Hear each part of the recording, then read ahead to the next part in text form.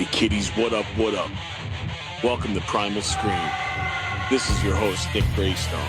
For the next hour, we're going to talk about fantasy, reality, and everything in between. Let's go. Hey. Oh, kitty kitties, what up, what up? Nick Graystone is back in the house. Primal Scream, live, going live. Hello. Yeah, what happened? Am I going on? Anyone hear me? Keep talking. Hello, hello, hello. What happened? That one work? Yeah, grab that one. All right. Sorry. I don't know. It's all good. It was working. Is the mic on? There we go. Yes, it is. I don't know what happened here. That's all right. I could, take two at once. How's everyone doing tonight? Live at the Governor's Club. Primal Scream Episode 5. What's up? I have lots to talk about tonight. Hope everyone had a great week. As always, I just make the best of it, and just every day, day by day. And let's get to it. So, yeah, last week was pretty awesome. Saw a couple of shows, and there was some true crime stuff going on. And I got a cool little segment tonight that I'm going to talk about. Some interesting meet and greets that I've went to where they didn't go as planned. So last week, last Friday, was an impromptu trip to Brooklyn. I was originally supposed to go see Mr. Bungle. They were playing at Terminal 5. I didn't realize, though, that I had sold the tickets and I didn't have them anymore. So I couldn't go to the show. But my buddy Frank Ortiz, he told me that Gorilla Biscuits were playing at the Brooklyn Monarch and H2O. And you know what? I wanted to go see Gorilla Biscuits forever. I never saw them before. It's a band that I've always wanted to see. Old school New York hardcore. I actually had tickets to go see them once before, and it just didn't work out. What happened was 2 days before that, I had a vasectomy, and the doctor told me that I should be okay to go to the show. But what happened was, after the vasectomy, they never gave me medicine, any antibiotics. So 2 days later, my testicles were still inflamed to a point where it was like I was carrying a deadbolt lock off of my scrotal area. And it just didn't continue to get worse. And I was walking like I rode 100 miles on a horse. And I couldn't go see the show, and it sucked. But that's another story, but I already told you 3/4 of it, so eventually it worked out. The testes went back to normal, and yeah. So that everyone knows now that I have a vasectomy, so I'm available. So that's great. So anyway, I went to go see Gorilla Biscuits, and it was an awesome time. Siv, the lead singer, doesn't age. He looks like he did back in the day. And he still has an awesome stage presence. It was one of those hot, sticky nights, though. So there was like no air going on. And yeah, that was the only downside to it. I actually stopped drinking way before. And I was actually hungover at the show, which was good because I had another show the next day. But I was happy to scratch them off the list. And yeah, I'm always wanting to see bands that I haven't seen, but, going to concerts for, like I've been, almost 35 years ago in the shows, I've basically seen everybody that I've wanted to at this point. There's a couple that I haven't, but they were one of them. So, like I said, I went to a show the next night, and this was a special one. I went to go see Rob Zombie and Alice Cooper at Jones Beach. And it's amazing that Alice Cooper is 75 years old and still doing what he's doing. It's unbelievable. He has a top-notch band. They're super tight. Like, there's no banter. They just, like, get to business. And they only really spoke at the end of their set. And, you know, they have phenomenal guitarists. There's, like, 3 guitarist players in the band. Tommy Henriksen, Ryan Roxy, and Nina Strauss. Chuck Garrick on bass, who could sing also. And Glenn Sobel on drums, who's... Let me tell you a little bit about Glenn Sobel. So Motley Crue had Alice Cooper on their bill for the final tour. Tommy Lee got hurt, and they needed a fill-in drummer like that day. Glenn Sobel, being the pro that he is, learned the set and filled in for like 3 days, and it was like awesome. He pulled it off. Total pro. Just going forward for like bands, if you're gonna put Alice Cooper as your opener, you better fucking bring it, because like I knew when, like, I'm a diehard Crue fan, so this is even like, you know, I'm not talking about that show from Saturday. I'm talking about back then. I saw them 5 times on that final tour, even though they're still touring. Final means nothing anymore. But when they announced that they were having Alice Cooper open up, part of my eye twitched, because I'm like, holy shit, my favorite band is going to get upstaged on their final tour every night. And I hate to say it, and I love Motley Crue, and I never bash them, but Alice Cooper was absolutely phenomenal on that tour, and just like that, like, he brought it every single night, and the Crue had their work cut out for him, as did Rob Zombie this night. So I am a big fan of Rob Zombie. I've always been. I feel like this one was dialed in, though. He lost John Five, which is his guitarist. John Five is playing for Motley Crue right now, and I feel like he's feeling the effects of that still right now, because he still has great players that he, you know, on tour with him.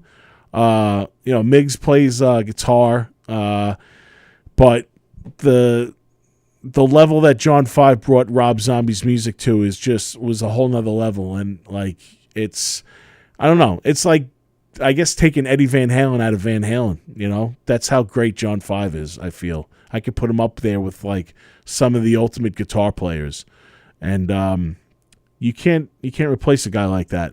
And it wasn't tough to watch, because Rob Zombie's still entertaining, and being the fact, of course, Alice Cooper opened up, it was a great time. Is a picture of me and Zozo. She actually did our makeup, and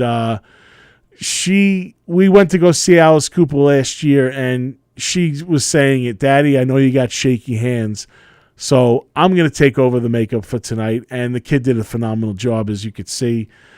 I love having these experiences with her. It takes me back into a time when I was a youngster and my parents took me to go see shows, and I hope these are memories that she'll cherish, because it's something I am cherishing right now, that I get to share the things that I love with my kid and not force it upon her.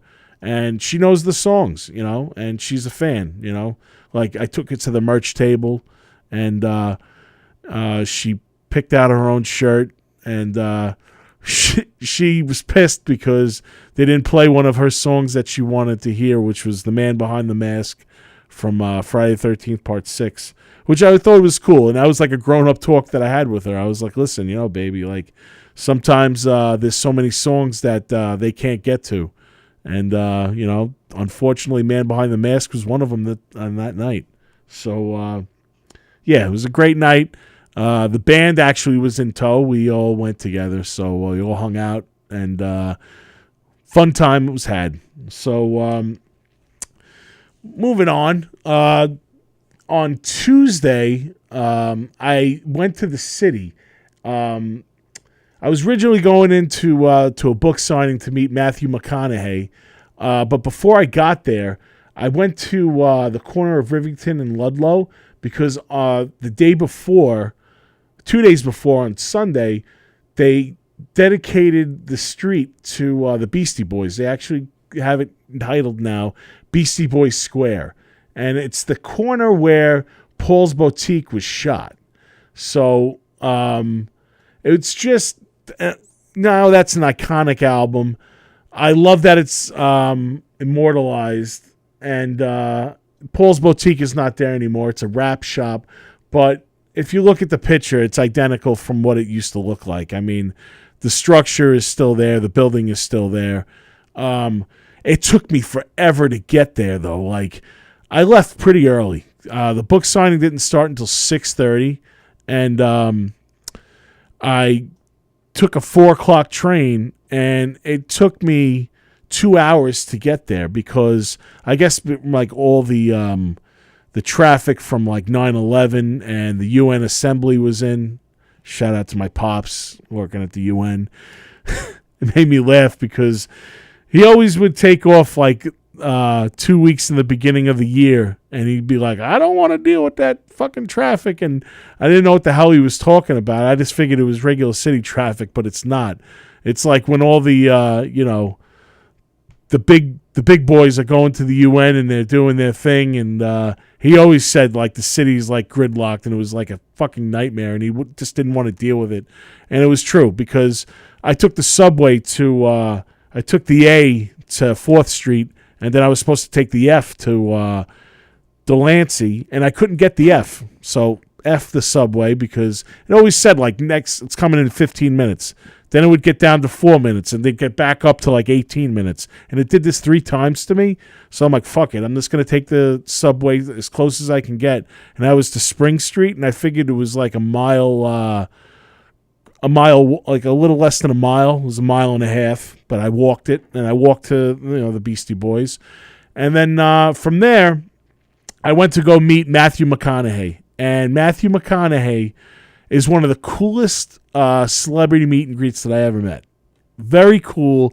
As you can see in the picture, we're laughing. And the reason we're laughing is because I walked in, we fist bumped, and I threw the line at him from The Wolf of Wall Street. And I said, yo, man, I'm working on my numbers. I'm pumping them up. And he goes, you got to work on them rookie numbers. And he was laughing, and I was laughing. I'm actually laughing with teeth in that picture.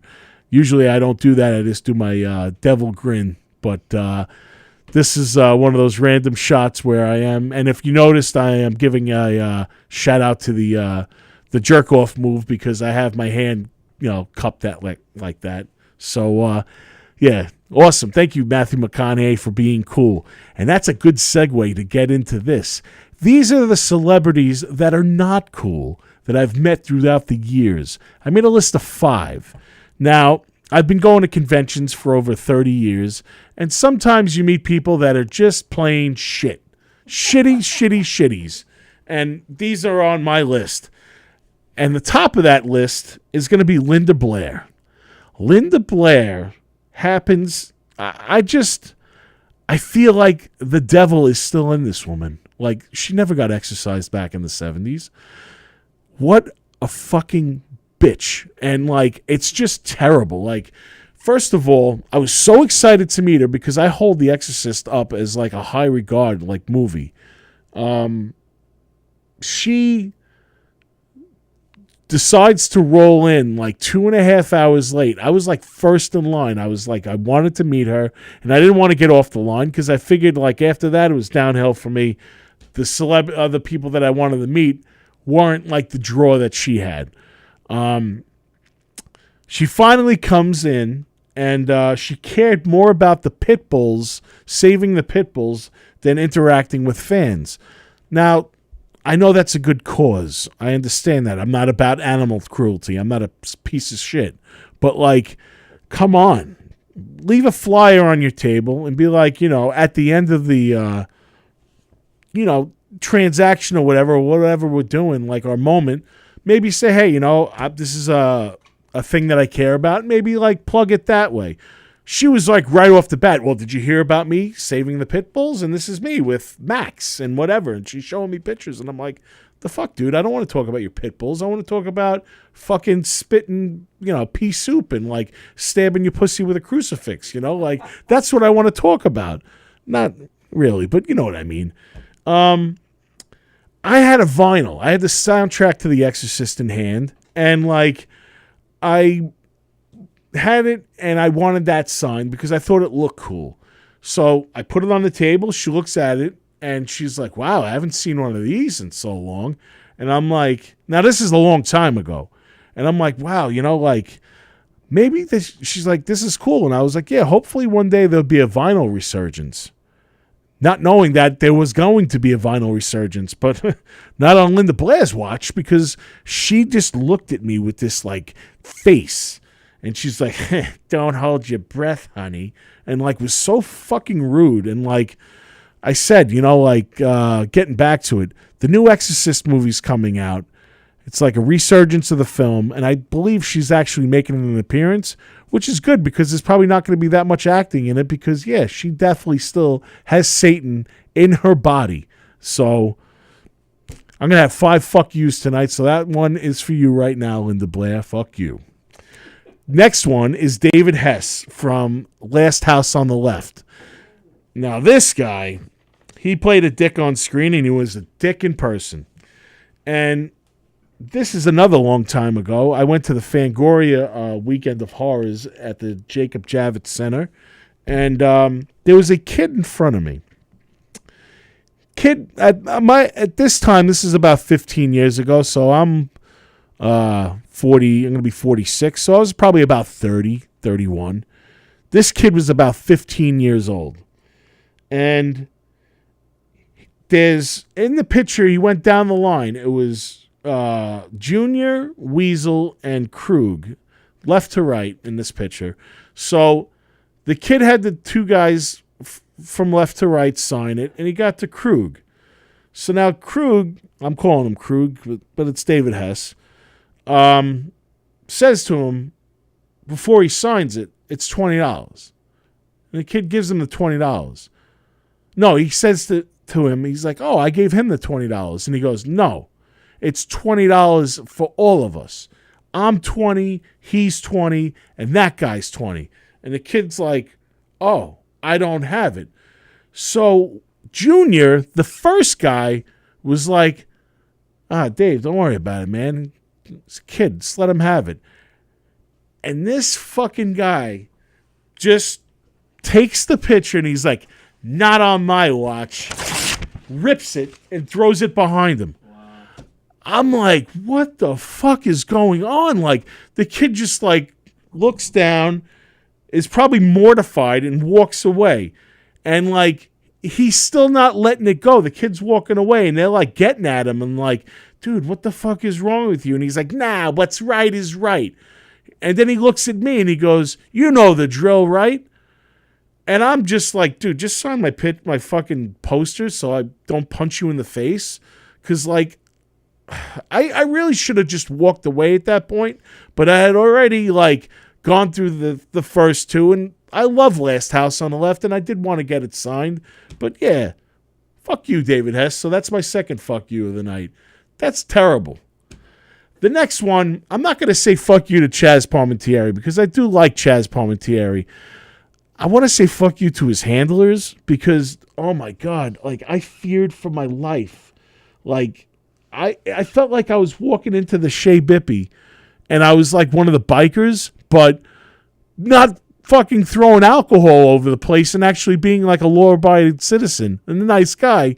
Like, I just asked a simple question and I felt like shit, man. I thought I was going to get like fucking stabbed 16 times and like shot in the back of the head and like dragged out of the fucking place. The guy is like looking at me, his guy, and I'm like, so how much is it? And he's like, $70. And I'm like, so it's a $70 combo? And he's like, no, it's $70 for his autograph and $70 for his picture. So I'm like, oh, okay. Well, I wasn't planning on dropping almost $200 on Chaz Palmentieri, so I'm just going to get the picture with him. He was kind of standoffish, wasn't super friendly. I asked him to do the Sunny thing with the 3 fingers. He didn't want to do it. He said he's superstitious.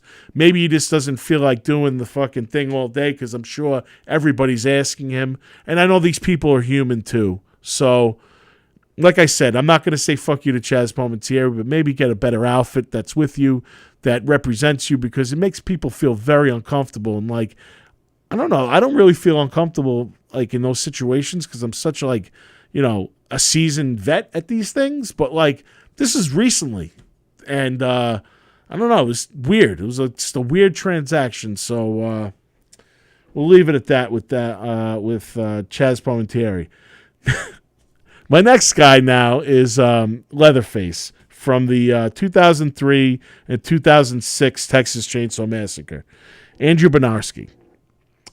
Now, the dude is at Monster Mania. Right off the bat, I'm going to tell you that he's blacklisted from this event.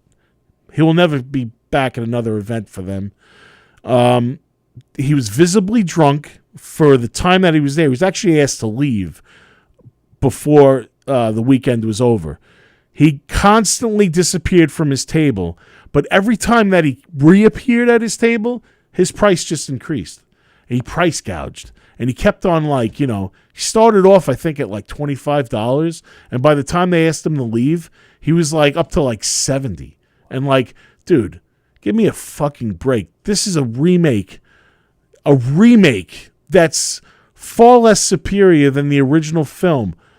I would definitely give Gunnar Hansen $75 for an autograph, but not your tired ass, dude. I don't know. People say he's cool or whatever, but I'm not buying it. So fuck you, Andrew Benarski. I'm not into you. I'm not hating on your movies, but I'm hating on your price and how you treated us fans that day. And I am the voice of the people, so I'll say it. I don't give a shit. I'm sorry if I'm coming off as hardcore tonight or whatever and trying to pick fights with people, but I'm just standing up for the people that wouldn't have a podcast or wouldn't say it, or maybe they wanted to, but they don't have a platform to do it on. So my last one is Gary Busey. Now, Gary Busey, in his defense, he does have permanent brain damage. It's very visible too. I saw him twice, 12 years apart. Obviously, the second time, he was definitely a little bit more not with it.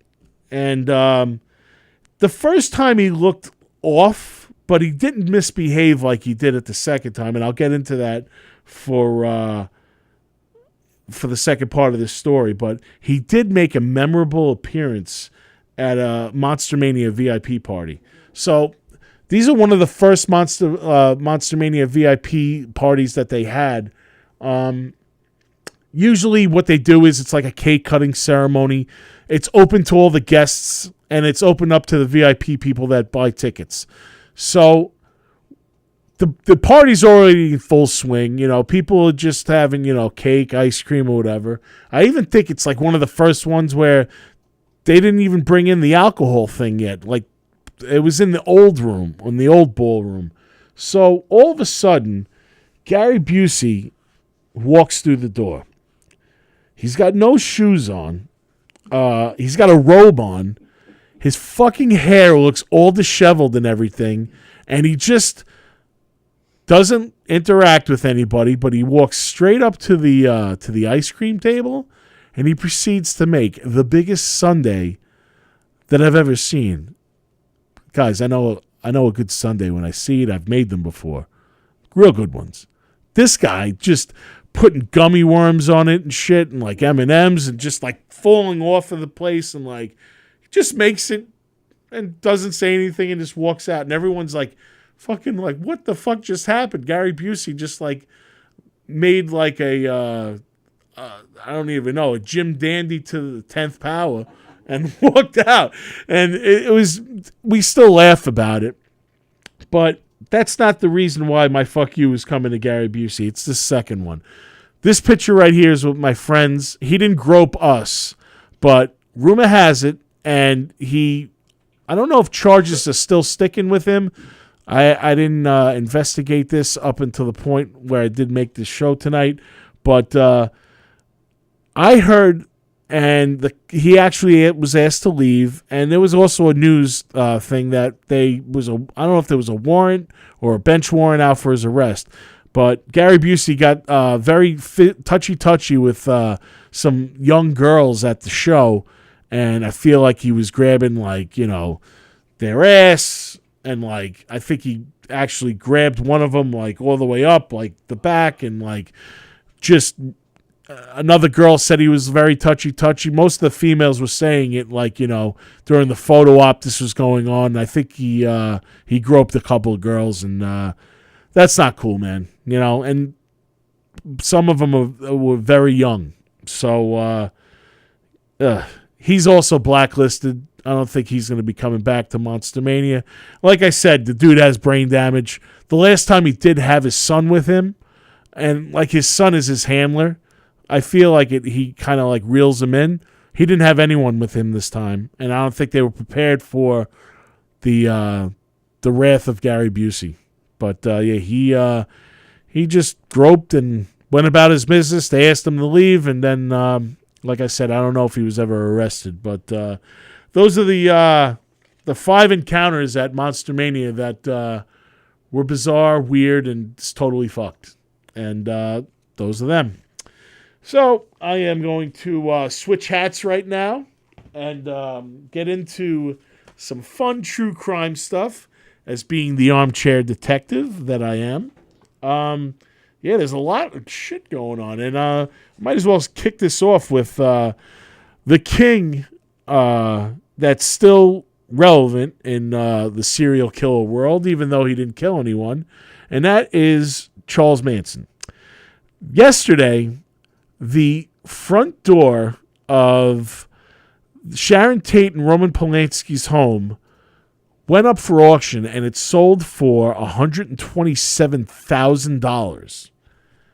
$127,000. Originally, it was estimated at first between $2,000 and $4,000. I had said this to my friends. I'm going to go on record right now by saying it. I would have paid $10,000 for it. Where I would put it, I don't know. It definitely doesn't look like it would fit on my house. But you never know. Maybe I'll get that dream home on Ocean Avenue, and how sick would that be? Have the Amityville Horror House with the fucking front door of 10050 Cielo Drive. This is the front door that they scrawled pig on the bottom in blood. It's also the front door of where later on, after all that, Trent Reznor lived there, and he recorded the Downward Spiral. And the history behind it now is when Trent Reznor moved from Cielo Drive to New Orleans, he brought the door with him. Then Katrina hit, and he never went back. He evacuated and never went back. And I guess he sold his studio, and he left the door. So they started like remodeling, and they threw it away. I guess someone knew that the door was of some kind of value or whatever, and held on to it until now, and he put it up for auction. But yeah, $127,000. That's pretty insane. But also I'm insane because I would have paid $10,000 for it. So I'm, I guess if I had that type of fuck money that to drop $127,000, the guy would be well off. So good for him. Enjoy your front door, man. I don't get jealous. Maybe I am a little jealous, but I don't know. I don't think I'm that crazy. All right, so moving right along, we're going to get into our friend, former Suffolk Police Chief James Burke, was back in the news. He entered a not guilty plea Monday afternoon to the public lewdness and indecent exposure charge. Neither Burke nor his attorney offered comment while leaving the court. Burke had been initially charged with soliciting a male prostitute and offering a sex act. In addition to those the public lewdness and the indecent exposure, but the two charges of the male prostitute and offering the sex act, they were dropped. Allegedly, like the pants of the male sex worker that he was going to fillet. Like, I just don't get it. It's a head scratcher. Why does this guy continually get away with shit? Like, I don't understand it. They let him go on his own recognizances, and they still have no explanation why those charges are dropped. And he's due back in court in October. like I said before, I'm going to say it again. There's no way that this is just by coincidence that James Burke was arrested for this. Eyes are on him. Maybe they're trying to pin it. I was talking to my cousin today, and we were saying that if this turns out where he is connected to this whole Gilgo case, it's going to be one of the biggest cases of ever. It already is. But what a story. Just the corruption and the cover-up and everything. And, like, it's just mind-boggling that Burke can just continue to walk out on his own and just be continually not fucking care and do what he wants. So hopefully that comes to an end eventually. But there has been an update also on the suspect of Rex Heuermann. Right now, Rex, he's being investigated for the 1989 murder of Carmen Vargas. She was a sex worker whose body was found close to his house in Freeport on the Meadowbrook Parkway. It was found bound and beaten about 30 feet on the side of the road, and it would remain unidentified for years before a match was made through dental records.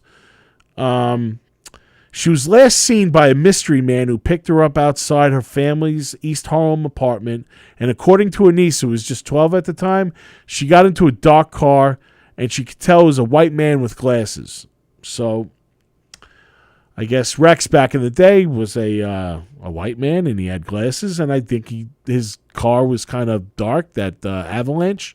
This is back in 1889, though, so I don't think he was driving the Avalanche at that time, and I'm not sure what he was driving back then. But, yeah, that's just another possible case that is tied to him. And the last part of the true crime segment tonight, his wife, Elsa Ellerop, she's back in the news because she, right now, is requesting that they return the guns that they confiscated from the house. They confiscated over 300 firearms from his house. I don't know if they were all legally licensed. She probably wants to sell them or shoot a lot of fucking people. I don't know. God knows what her state of mind is right now. I do feel bad for them. I did make my return the other night to the house in the middle of the night. It was like 10 o'clock at night. I just drove by, and the house is still in shambles. You know, there's boxes out all over the place, and how they're getting on with their lives is beyond me. You know, it's sad, you know, because they are victims. Their life was turned upside down. She's sick from what I hear. I feel like maybe they should just compensate her right now just to get by, but I don't know. I don't know what the outcome for her is. I know she'll probably get money down the road, but I don't think she should be held accountable for the crimes that her husband possibly committed, you know? I'm just sympathizing with her and hope that good things happen for them. I know that the house, they want to knock it down and get rid of it, but she wants to still continue to live in it, even though she's saying that the living conditions of the house right now are it's impossible. They ripped all the pipes and stuff and like they cut like the bathroom up and like things are leaking all over the place, but you don't even know if those problems were in there before all this stuff went down. So who knows?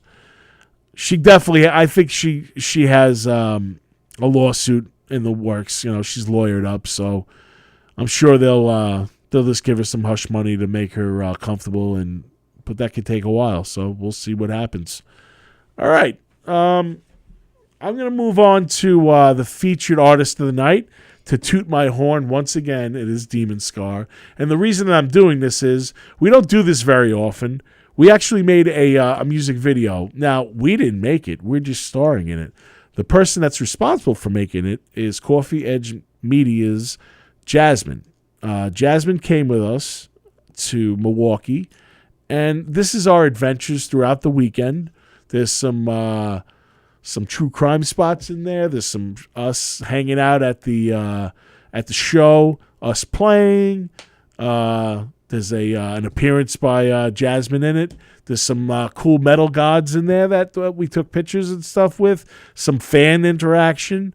The Scargret she's in it. And this is the first official video for Demon Scar. It's called The Coldest Hell, and I'm going to play that for you right now.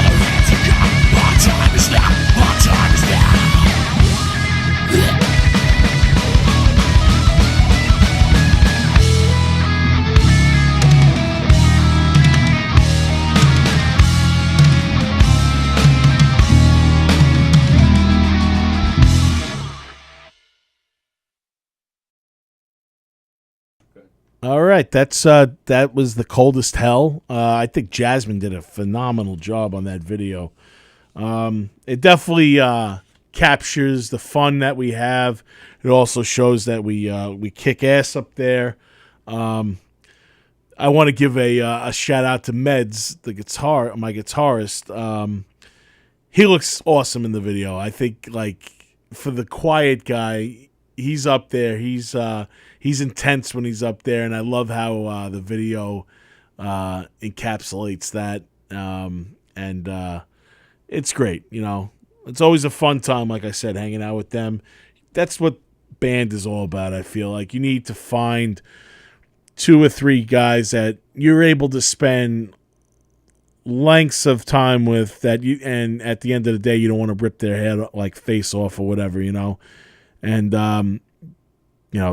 Jared and Meds, two of my best friends, they're great guys to be around, and I'm liking what we're doing. We're actually going to be in a new horror movie coming up soon, Sweet Meats, that just got picked up by Trauma, which is awesome. We're playing Jason's Woods in October. That's October 6th. And in January, we're playing with our good friend Ari Lehman, who he's the first Jason. And Friday the 13th, he has a band that's called First Jason. We're playing for first time at the Mercury Lounge in the city. So that's going to be a fun time. So, check us out, Demon Scar.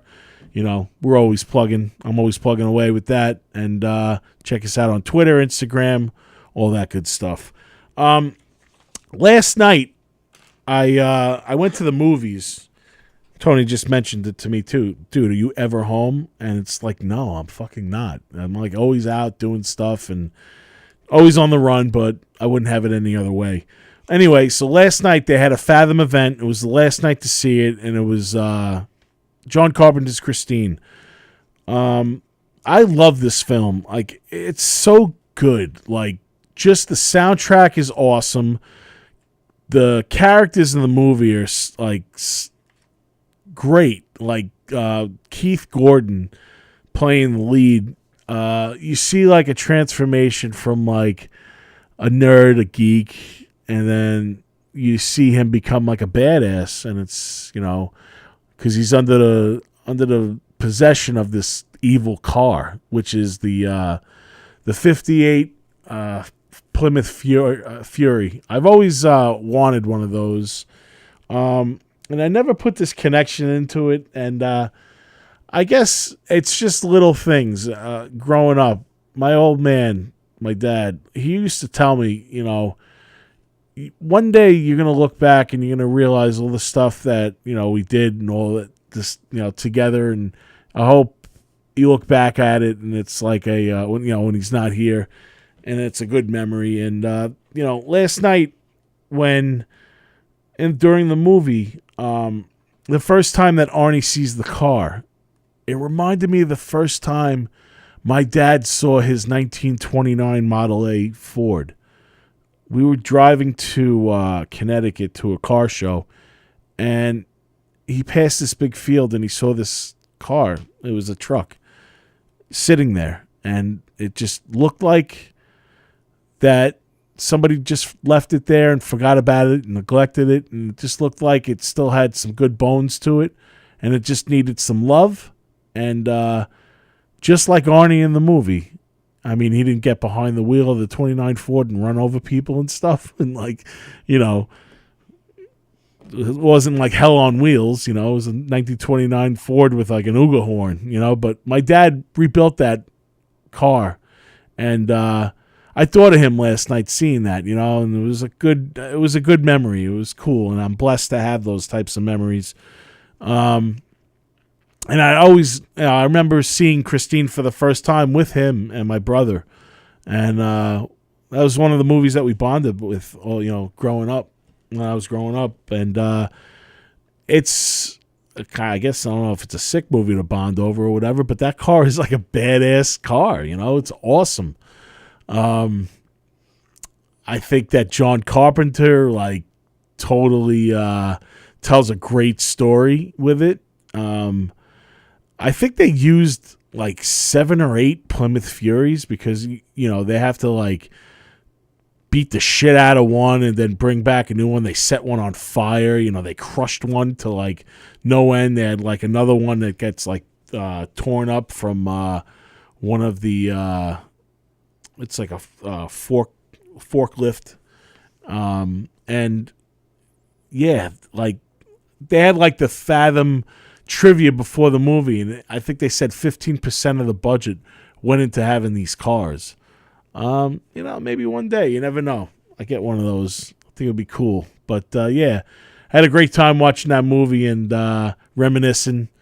And those of you who have not seen it, in my opinion, I feel that aside from John Carpenter's best movie, which is Halloween, and I think this is up there. It could be as very well as his second best movie they ever made, other than The Thing. But yeah, like I said, it's a great soundtrack, and it's a great revenge movie. Because Arnie in the beginning of the movie, he's getting bullied by these assholes, and they all meet their demise in a fucked up way with this car, and yeah, it's awesome. So definitely check it out if you haven't seen it, or even revisit it, because it just turned 40. It's amazing. Like, I look back at that, 40 fucking years old. Like, I'm going to be 46 in December, so again, this is a movie that I probably saw way before I should have, but Zoe's already seen it. She's 8, so I guess I'm doing the same shit that they did to me back in the day. So I think I turned out pretty okay, though. It's all good. All right. So we have a couple of plugs that I'd like to do. It is the Cloud 8 Delta 8. They are a big sponsor of the Primal Scream podcast. Go to their website, cloud8delta8.com. Look into their product. They sell vapes, and they sell all different types of gummies, and this is also used for medicinal purposes. You could use Primal Scream 10 as your code. You get 10% off. And one of my contacts, Lloyd, just informed me that they also have a blog now just to keep you up to date as the challenges that being a vape company and dealing with regulation, because that still goes on even though it is legal. The government always wants their piece, so they chronologize it. I don't even know the fucking word that I want to use right now. They put it in the blog so you could see what they deal with each day. So check that out. Mr. Beery's is having a great event coming up. It's October 21st. It's called HorrorCon. This is the art that's going to go on. It's someone, I wish I knew the name. Julia sent this to me. It was one of her friends. They made Steve Beery as the Pumpkin King, and it's great. She's going to put it on posters, and that's going to be on October 21st at 3 p.m. Is going to be live music later on in the day. During the day, they're going to have a screening of film. We do have talent coming to the show. I don't know if the contracts are unlocked, but if they are, I will announce it at a future date. Right now, we also, one of my friends had signed on to do this event. Christina, she has a company called eatcornicello.com. So you got to check out her food. It's phenomenal. It's old school Italian classic style food. It actually, like, what she's going for is she wants to emulate what she grew up to with the dishes that her grandmother would serve. It's like back to basics, and it's cooking with a modern twist. If you check out her site, there's the most recommended are the sausage and peppers and the arancini, which is a Sicilian style rice ball that has beef and vegetables with ragu and made with fresh mozzarella. She's signed on for as a vendor, so there's going to be great eats at this event. So definitely check out her site. It's www.cornicello.com. If you can see it in that picture right there, that's her logo for her business. And yeah, it's going to be awesome. I can't wait for this event. I'm really looking forward to it. And hopefully this is the start of more future events at Mr. Beery's. Again, I'm not only because of my sponsor, that I feel like Mr. Beery's is a very important establishment for here to have unique events like this, continue to push live original music. And I just, thank Steve all the time when I see him for giving me a shot and giving me a home as well to play my style of music. With that being said, we're going to put this baby to bed right now. Primal Scream, Episode 5. Oh, there is a special announcement right now. Thanks, Tony. I almost forgot. How can I forget this guy? I'm actually, next week, I'm going to have my very first guest on this podcast. It's none other than my best friend, Anthony DiDomenico of the Keep Moving Forward podcast. He's going to be on next week, and all bets are off. We're just going to turn the mics on and let loose, talk our stuff that we've been talking about for nearly 30 years of our friendship. It's going to be a blast. I hope you guys tune into it because I can't wait for it. And again, guys, thank you for letting me invade your ear holes for the last hour. I'm shot. I have to go to Connecticut tomorrow. I'm playing a great show with my man, Kay Lovely. We're opening up for Shaggy 2 Dope at the Webster Theater in Hartford, Connecticut. Tickets are still available. Come and see us. It's our first official gig together, and we're gonna rip shit. So, that being said, guys, thank you. Hope everyone has a great week, and I will see you next week. Later.